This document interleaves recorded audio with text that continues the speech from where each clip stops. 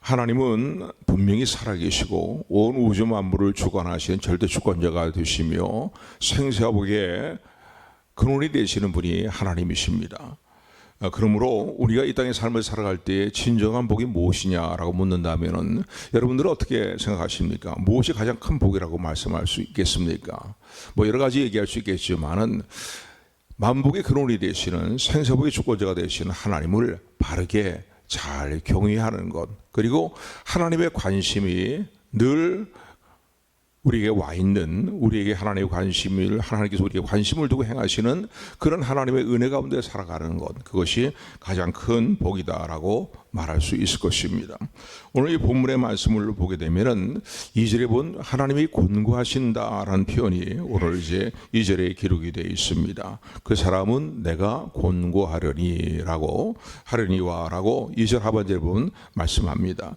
여러분, 권고한다는 게 말의 의미가 무엇이겠습니까? 물론 권면한다는 말의 의미도 있겠죠. 그러나 오늘 본문에서 말하고 있는 이 권고란 표현은 단순히 권면이 아니라 하나님이 깊이 생각하시고 하나님이 또 우리의 삶을 섬세하게 자세하게 돌아보시면서 우리로 하여금 올바른 길로 인도하시고 생명의 길로 인도하시고 사는 길로 인도하시고 복과 평안을 누리는 길로 우리를 인도하시면서 우리에게 긍휼을 베풀어 주신다는 거예요. 우리를 긍휼히 여기셔서 우리에게 긍휼과 자비를 베풀어 주셔서 죽지 않고 사는 길로, 영원한 생명의 길로 인도할 뿐만 아니라 하나님의 저주와 심판 아래 있는 삶이 아니라 하나님이 예비하신 복된 삶의 길로 나아가도록 우리를 권면하시고 우리의 삶을 인도하시며 우리에게 은혜와 긍휼을 베풀어 주신다라는 그런 말의 의미가 바로 이제 권고하려니와 라는 말씀입니다.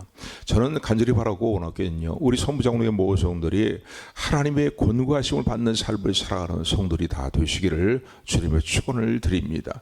여러분 한번 생각해 보십시오. 하나님의 권고하심을 받는 사람과 하나님의 외면함을 받는 사람의 삶의 차이를 한번 여러분 한번 생각해 보시기 바랍니다. 어떨까요?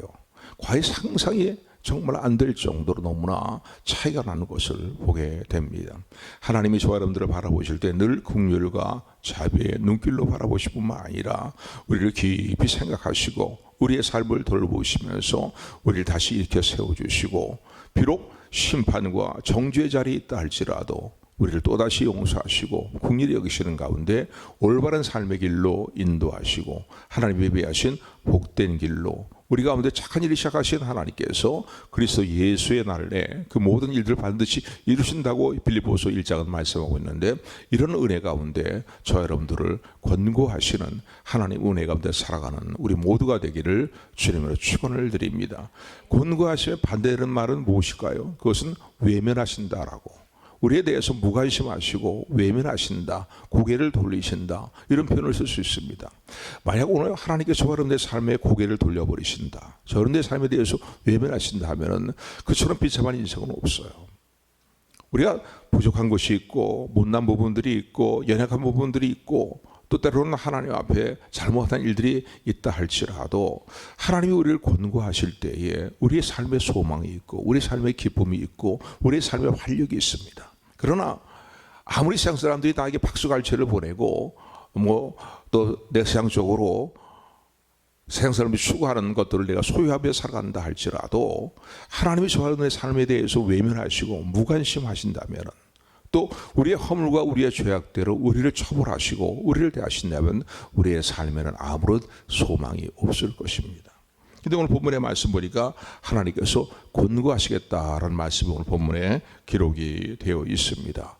이 창세기 49장의 말씀을 보게 되면 요셉에 대한 내용이 기록이 되어 있는데, 믿음의 사람 요셉이 청년 시절 때에 보면은 어떻게 청년 시절의 어떤 전방이라고 볼 수 있겠죠. 어린 시절 전반기라고 볼 수 있겠는데 매우 고난의 길을 겪었고 정말 마음에 억장이 무너지는 아픔이 있었고 그리고 마음에 분통함이 있는 그런 제 삶을 살았던 인물이라고 말할 수 있습니다. 그러나 그가 그 이후의 삶은 어떤 삶을 살았습니까?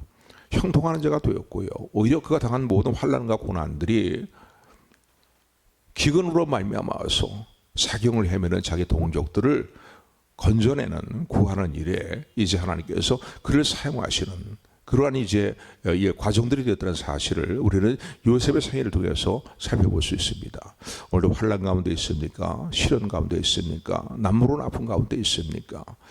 여러분 더욱더 주님을 신뢰하고요. 더 하나님을 사랑하는 저 여러분들이 되기를 주님으로 축원을 드립니다. 하나님이 사랑하시는 백성들에게 괜히 환난과 고난의 시간들을 그냥 허락하시는 게 아니에요.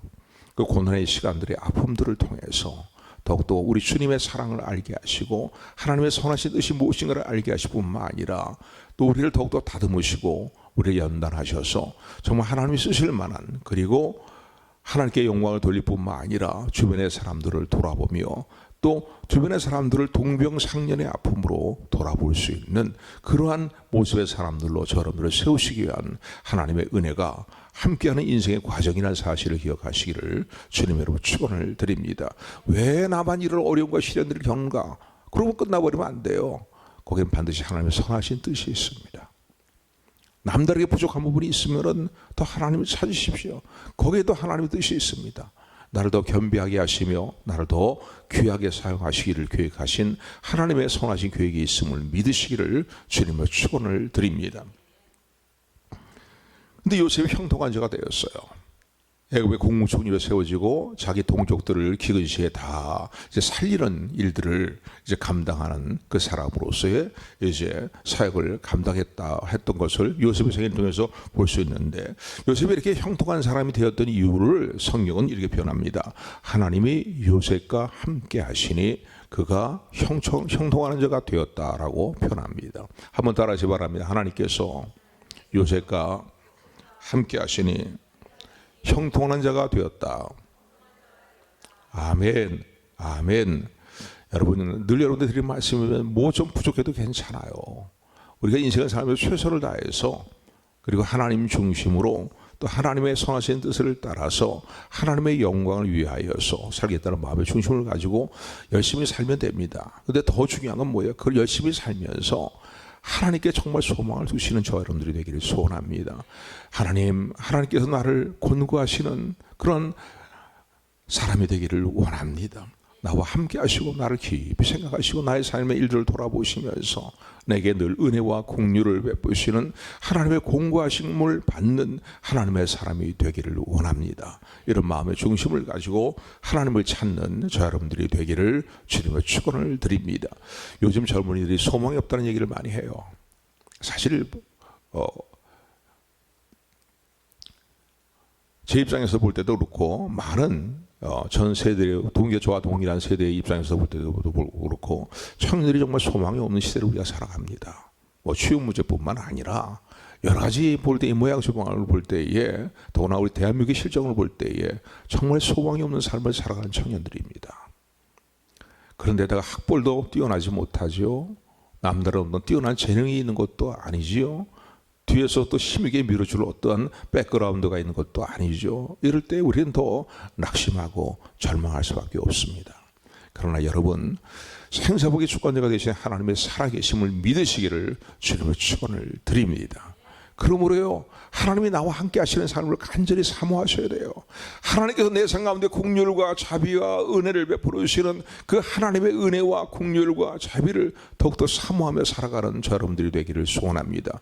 왜냐하면 오늘 본문의 말씀에도 그 말씀이 기록되어 있지만요, 하나님이 권고하시는 사람, 하나님의 마음이 향하는 사람에 대해서 오늘 본문의 말씀을 통해서 우리는 깨닫게 됩니다. 그렇기 때문입니다.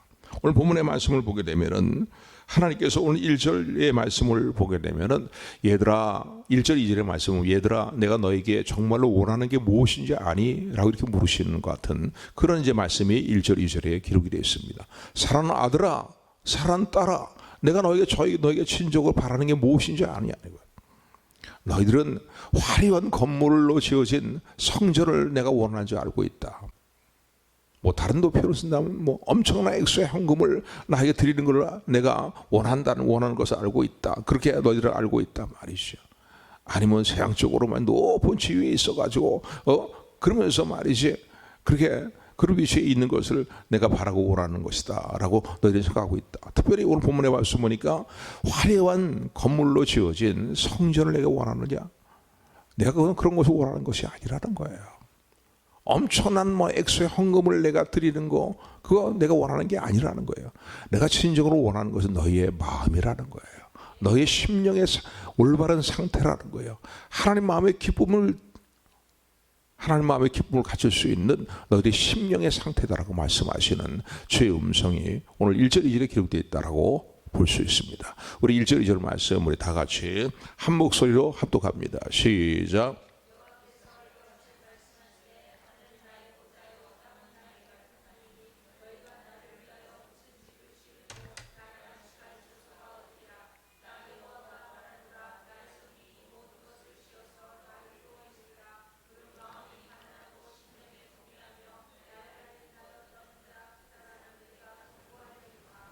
아멘. 오늘 본문의 말씀은요, 이스라엘의 회복에 대해서 말씀을 하시고 이스라엘에 또 임할 심판에 대해서 말씀하신 내용이 이제 문맥의 흐름 안에서 주시는 말씀이에요. 특별히 마지막 때에 이스라엘은 끝까지 예수님을 거부함으로 말미암아서 이제 그들이 환난을 자초하게 되고 큰 환난 가운데 그들이 이제 놓이게 됩니다. 아마 어떻게 보면 창세 이후에 찾아보기 힘든 큰 환난이 그들에게 이제 임하게 될 것입니다. 그 환난은 자연적인 환난뿐만 아니라 사람에 의해서 당하는 인재라고 표현할 수 있겠죠. 그런 어떤 환난과 재앙 가운데 놓이게 되게 될 것입니다. 그래서 그것이 곧 하나님의 징벌이고 또 하나님의 심판이라고 볼 수 있겠고, 반면에 긍정적인 차원에서는 오늘 본문의 말씀은 그럼에도 불구하고 하나님께서 그들 가운데 회복의 은혜를 주실 사람들에 대해서 언급하신 내용이 이제 오늘 본문의 말씀이더라고 말할 수 있습니다. 그래서 하나님은 하시는 말씀이 뭐냐면요, 얘들아 너에게, 근데 지금 혈통적인 이스라엘 백성들을 가보면 지금도 제3성 성전을 짓는 일에 아주 온 마음을 다 쓰고 있습니다. 이미 제3성전이 다 지어졌다라고 하는 말도 이제 들려오고 있습니다. 그래서 그들이 다시 구약의 제사를 다시 재개할 수 있는 제3성전을 통해서 이제 재개할 수 있는 준비가 되었다는 거예요. 그리고 붉은 송아지를 구하기가 참 어려운데 그 붉은 송아지, 어떤 구약의 제사법에 근거하면 정결하는 하나의 예법으로서 붉은 송아지의 죄를 통해서 죄를 태워서 잿가루를 가지고 정결하게 하는 의식을 치워야 되는데 구약 성경에 나타난 기록이 되어 있는 내용입니다. 그 붉은 송아지도 다 준비되어 있다는 거예요. 그리고 이제 제3성전이 이미 다 준비되어 있어서 구약의 제사가 다시 재개될 수 있는 모든 만반의 준비가 갖춰져 있다고 얘기합니다. 그런데 지금도 그들의 마음, 그러니까 제3성전을 중심으로 해서 뭔가 그들이 다시 구약의 어떠한 구약 그들의 신앙을 다시 회복을 하고, 그리고 하나님의 성민은 그런 이제 일들을 행하기를 그들이 열망하고 있는데, 어떻게 보면 이스라엘 백성들에게 직접적으로 주시는 말씀으로 볼 수 있습니다. 얘들아, 내가 너에게 정말 원하는 것은 나를 위해서 성전을 짓는 것, 화려한 건물을 짓는 것, 그런 거 내가 원하는 것이 아니라는 거예요. 내가 정말로 너에게 원하는 것은 너의 마음이다. 나를 향한 너의 올바른 마음의 상태, 그것을 내가 원한다라고 말씀하신 내용이 이제 2절 하반절에 2절부터의 말씀이라고 말할 수 있습니다. 하나님 진정으로 원하시는 게 무엇이냐고요. 그리고 하나님은 어떤 사람을 돌아보시며 권고하시며 깊이 생각하시며 긍휼과 은혜와 자비를 베풀어 주시고 바른 길로 인도하십니까? 오늘 2절 이제 중반절부터 그냥 기록이 되어 있는데, 우리 2절 말씀 우리 다 같이 다시 한번 합독합니다. 시작. 말이죠. 아주 값비싼 어떤 예물들 이런 것들 말이죠. 이런 거 하나님 원하시는 게 아니라 하나님 진정으로 원하시는 건 무엇이냐? 너희들의 심령이라는 거야. 올바른 하나님 마음의 기쁨이 되는 너희들의 심령인데, 그 심령을 이제 오늘 중반절부터 2절 중반절부터 이렇게 표현하고 있죠. 무릇 마음이 가난하고 심령이 통회하며 또 나의 말을 인하여 떠는 그 사람에 대해서 내가 그들을 깊이 생각할 것이고 그들을 돌아볼 것이다 라고 말씀합니다. 권고하려니와 라고 그렇게 말씀합니다. 여러분, 하나님은 오늘도 우리를 권고하기를 기뻐하시는 하나님인 것을 기억하는 저 여러분들이 되기를 주님의 축원을 드립니다. 어떻게 보면 하나님께서는 이런 거랑 이런 일하고 똑같아 볼 수 있어요. 우리가 어린 자녀들을 양육하게 될 때에 어린 자녀들이요 잘못을 행했어요. 근데 아주 큰 잘못을 했는데 부모가 한번 되게 꾸지람을 하면서 야단을 치면서 그래도 그냥 넘어가서 안 될 것 같아서 매를 대기도 합니다. 그런데 꾸지람을 받고 책망을 받고 매를 맞는데 매를 때리면서 부모가 갖는 마음이 어떤 마음일까요? 얘를 때리니까 내가 마음이 속이 시원하다 말이지. 스트레스가 확 풀린다 말이죠. 그러면서 자기 자녀를 때리면서 책망하는 부모는 없을 것입니다. 우리 요즘 세상에 하도 악해서 그런 악한 부모도 혹시 있을지 모르겠지만은 정상적인 부모의 상태를 본다면요 그렇잖아요. 자기 자녀를 바르게 세우기 위해서 야단을 치고 매를 대기도 하지만은 야단 치면 매를 대면서도 부모가 갖고 있는 심정은 뭡니까? 빨리 잘못했다고 돌이키고 그리고 용서를 구하고 또 하나의 부모님께서 긍휼히 여겨주시기를 이제 사모하는 마음을 갖는 것, 그것이 부모가 진정으로 바라고 자녀를 향해서 바라고 오라는 것입니다. 그런데 그런 상태가 아니고 말이죠. 계속 잘못했어도 불구하고 잘못 안 했다고 우겨대거나 아니면 목을 받고 빳빳이 고추 세우고 그런다면요 부모가 얼마나 마음이 힘들겠습니까? 그래서 오늘 본문의 말씀 보면요 하나님이 권고하시는 사람은 하나님 말씀하시는 거예요. 그래서 일차적으로는 이스라엘 백성에게 적용이 되겠지만은 폭넓게는 이 땅의 모든 사람들에게 적용되는 하나님의 말씀인 것을 기억하는 저 여러분들이 되기를 소원합니다. 하나님의 권고하심을 받는 사람, 이 사람들이 이런 불의의 사람들이 돼야 돼요. 하나님 보시면서 하고서 그냥 하나님을 외면해주시고 고개를 돌리신다면 저 여러분들의 삶에 무슨 소망이 있겠습니까? 오늘 본문의 말씀을 보니까 어떤 사람을 권고하신다고 말씀하고 계십니까? 오늘 보니까 첫 번째는 심령이 가난한 사람을 하나님께서 권고하신다라고 말씀합니다. 이 심령이 가난하다는 것은요 원어로 보면 푸트코스라는 단어예요. 푸트코스라는 단어인데 이 푸트코스라는 단어는 뭐냐면 파산되었다, 다 깨어져 버렸다 라는 그런 의미를 가지고 있습니다. 그러니까 어떤 심령이 가난하다, 파산되었다, 다 깨어져 버렸다는 뭐겠습니까? 자신의 의로움을 자기가 볼 때에도 하나님 나는 다 깨어져 버린 그릇과 같습니다. 다 파산돼 버린 그런 그릇과 같습니다. 그런 심령으로 하나님이 그래서 하나님이 나를 불쌍히 여기지 아니하신다면 나에게는 아무런 소망이 없습니다. 나는 절망적인 것입니다. 나의 삶의 모습은 파산된 그릇과 같고 깨어진 그릇과 같은데 오로지 하나님만이 긍휼히 여기실 때에 내 삶에 소망이 있습니다. 개인적인 삶뿐만 아니라 우리가 어때 조국을 위해서 기도할 때도요 이런 심령을 가지고 기도하셔야 됩니다. 왜냐하면 조국의 상태가 정말 이런 상태로 돼 있다는 사실을 여러분 깨닫게 되는 눈이 열리게 되기를 주님의 축원을 드립니다. 그래서요 뭔가 다 깨어진 파산된 상태 같은 그런 심정을 가지고 오로지 하나님만이 내 삶의 소망입니다. 하나님만이 내 삶의 빛이 되십니다 라고 하면서 하나님을 전심으로 찾고 구하는 심령, 이런 심령이 바로 가난한 심령이다 라고 말할 수 있습니다. 뭐 생활의 여러 가지 일들도요 우리 청년들도 하나님 앞에 가난한 심령으로 기도하십시오. 앞날에 대한 문제 뭐 이런 문제들에 대해서도요 내 스스로의 어떤 능력을 믿지 마시고요 그걸 자랑하지 마시고요 하나님이 내 손을 붙들어 주셔야 됩니다. 하나님 이 손 한번 붙들어 주십시오. 일으켜 세워주십시오. 하나님의 영광을 위해 살겠습니다. 그런 심정을 가지고 여러분 기도하셔야 돼요. 하나님 분명히 살아계셔요. 그분은 생사보의 주권자가 되시는 살아계신 나의 하나님인 것을 믿으시기를 주님의 축원을 드립니다. 우리의 의로운 삶의 모습도 그렇잖아요. 도덕적으로 윤리적으로 볼 때에 하나님 말씀에 근거해서 내 삶의 모습을 또한 비추어 볼 때에 하나님 말씀에 부합되지 못한 내 삶의 허물과 죄악에 대해서 그런 심정을 갖는 저 여러분들이 되기를 주님의 축원을 드립니다.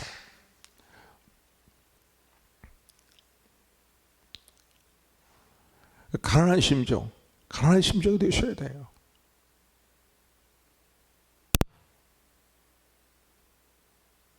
그래서 절대적으로 하나님의 긍휼히 여기심을 간구하고 하나님이 나와 함께 하셔야 됩니다. 하나님이 함께 하지 않는다면 내 삶은 절망입니다.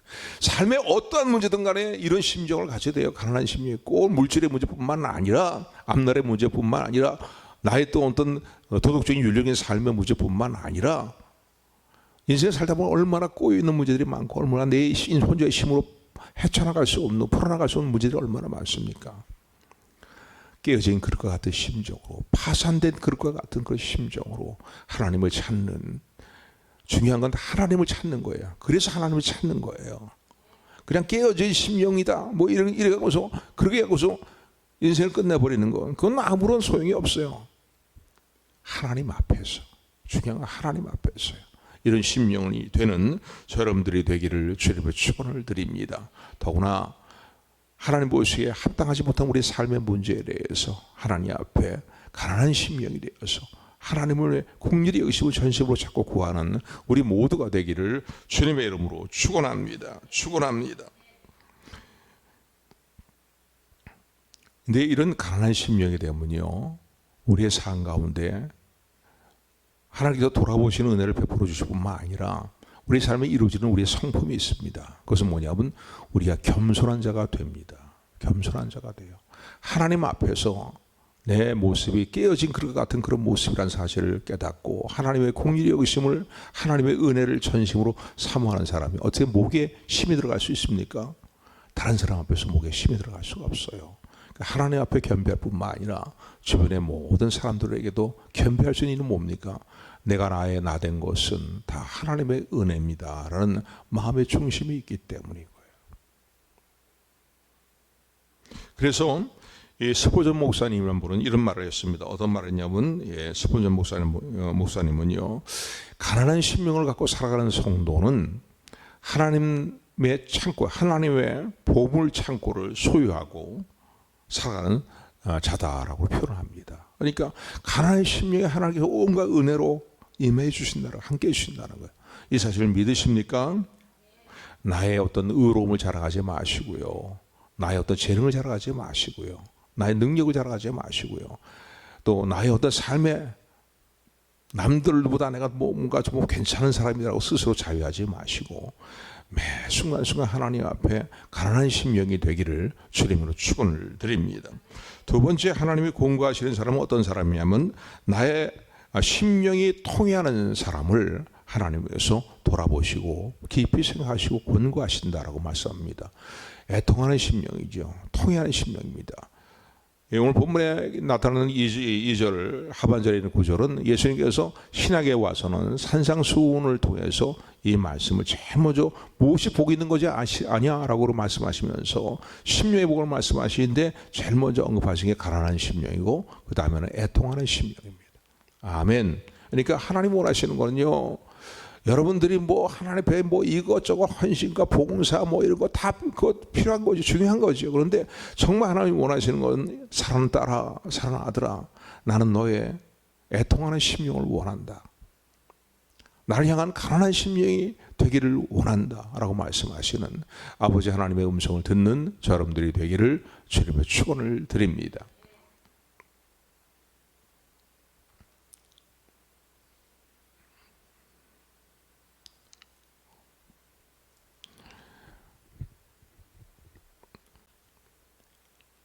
그래서 통해하는 심령, 애통하는 심령, 제가 딴 생각 좀 들었는데 잠깐만 죄송해요. 심령에 이제 통해하는 심령이 되기를 하나님이 원하신다는 거예요. 근데 뭐에 대해서 애통해야 되겠느냐? 제일 먼저는 자신의 죄에 대해서 애통하는 마음을 가져야 됩니다.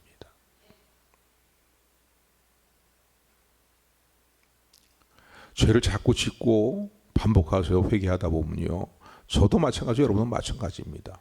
죄에 대해서 애통하는 마음이 무뎌지고 말아요. 나도 모르게 무뎌지고 말아요. 그 마음도 우리 애통해요. 그 마음도 가지고 우리 하나님 앞에 통해하는 심령이 되어야 됩니다. 하나님 뜻대로 마땅히 살아야 됨에도 불구하고 내가 봐도 이거는 하나님의 백성답지 못한 삶의 모습이고 하나님의 사람답지 못한 삶의 모습이다 라는 그런 어떤 죄악된 문제에 대해서 참으로 애통하고 통해하는 저 여러분들이 되기를 주님으로 축원합니다.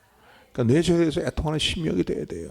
요즘은 자신의 죄에 대해서 별로 애통하지 않는 이 시대의 모습을 봅니다. 다른 사람의 죄를 아주 신랄하게 지적하면서 파헤쳐요. 그런데 자신의 죄와 허물에 대해서 별로 애통하는 마음을 갖지 않고 심상하게 넘어가거나 관대한 그런 어떤 하나님 모습에 합당치 못한 그런 삶의 모습으로 살아가는 현대인들의 모습이 아닌가, 우리들의 모습이 아닌가라고 생각해 볼 수 있습니다. 자신의 죄에서 애통할 뿐만 아니라 또 무엇에 대해서 애통해야 될까요? 믿음의 공동체와 이 나라와 이민족을 사회를 바라보면서 내 이웃을 바라보면서 내 가족을 바라보면서 애통하는 심령이 돼야 됩니다. 내 가족이 죄악 가운데 행하고 있는데 이 나라의 이민족이 죄악 가운데 관영한 가운데 하나님의 진노를 격발시킬 수밖에 없는 말이죠. 격발하게 만드는 그런 죄악 가운데 있는데 요즘 조금 뉴스를 좀 이렇게 보면은요, 뉴스뿐만 아니라 돌아가는 일들을 보게 되면은 정말 나라 민족의 문제도 너무나 큰 문제입니다.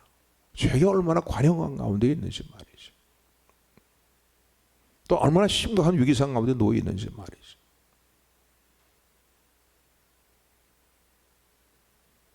장기 밀매까지 하잖아요.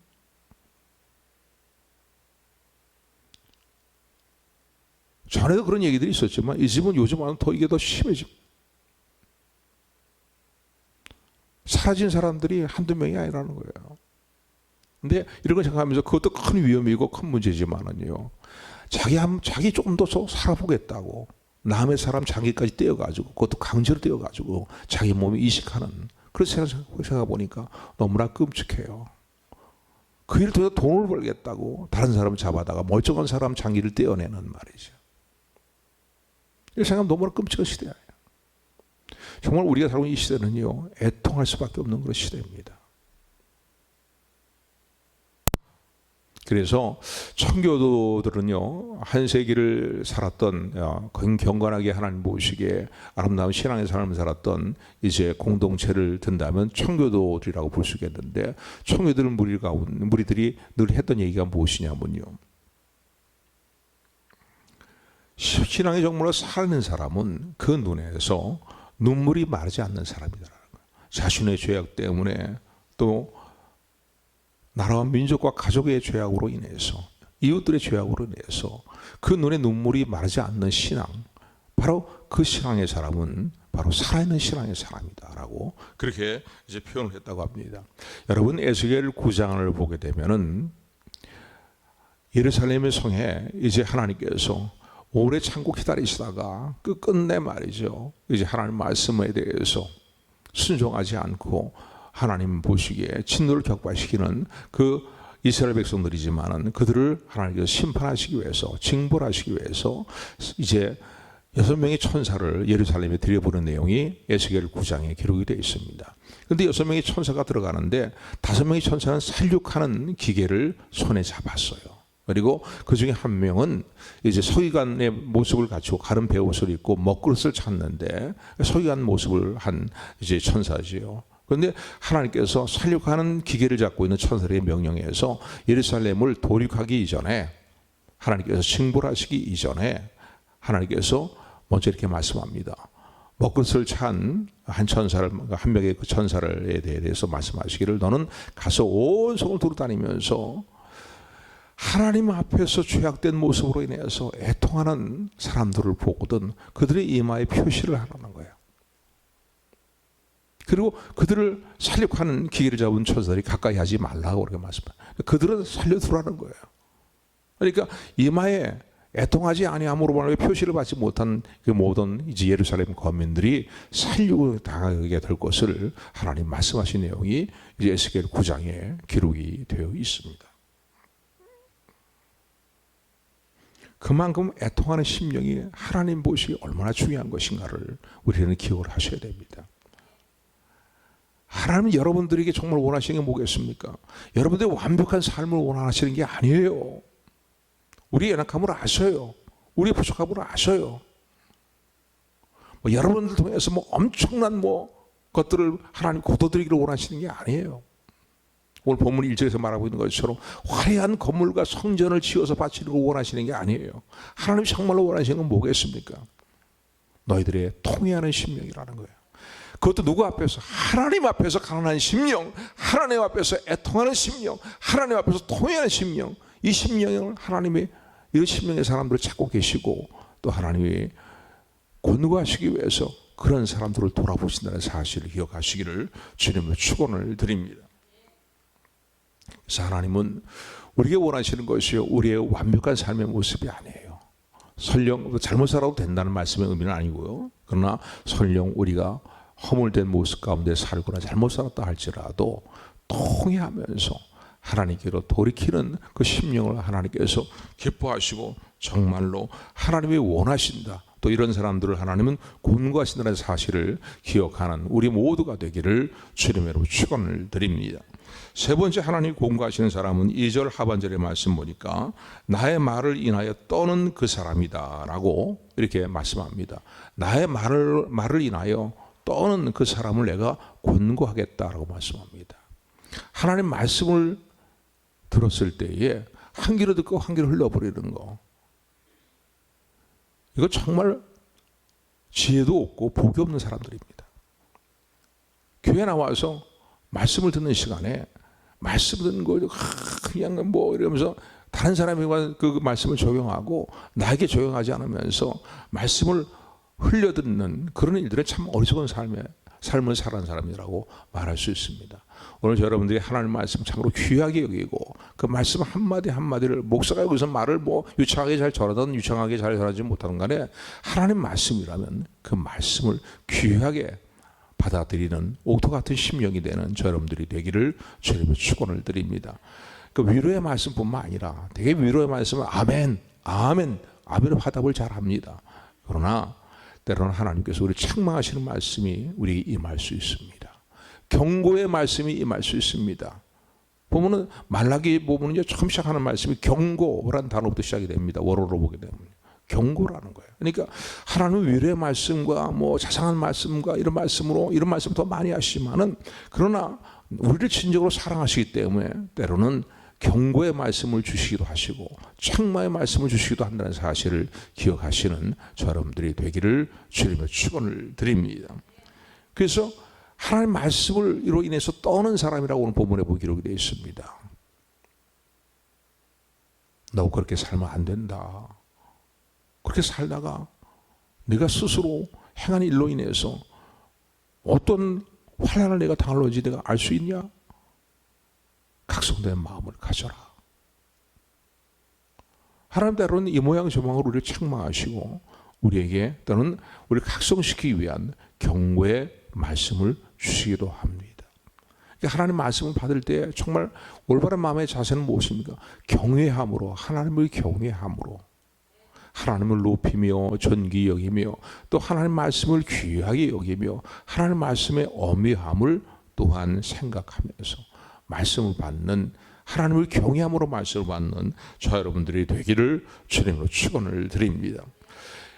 성경에 나타나는 인물 가운데 노아라는 믿음의 선지는, 믿음의 사람은 이런 부분에 있어서 우리에게 참 매우 귀감이 되는 분 중에 한 분이다 말할 수 있습니다. 노아에 대해서 히브리서 7장의 말씀은 이렇게 소개합니다. 그가 하나님을 경외함으로 아직 보지 못한 일에 대하여서 경고하심을 받아서 방주를 예비했다라는 거예요. 그래서 40년 동안 방주를 맨 말을 하늘만 계속되는 40년 동안입니다. 하루 이틀도 아니고 말이죠.